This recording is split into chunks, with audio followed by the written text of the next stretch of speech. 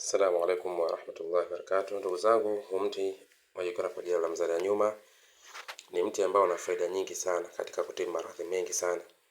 Huu mti unatibu maradhi ya kichawi, maradhi ya kibiolojia na hata maradhi mengi, hasa huwa inatibu huu mti biidhnillah. Sawa, unajulikana kwa jina la mzalia nyuma kwa sababu mbegu zake huwa zinaota upande wa nyuma kama hivi ninavyoona hivi.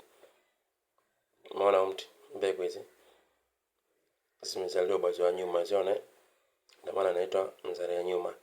Kuna faida za mzalia nyuma tumeelezea, na somo lijalo tutaelezea jinsi mzalia nyuma unavyotibu maradhi ya ini au homa ya ini.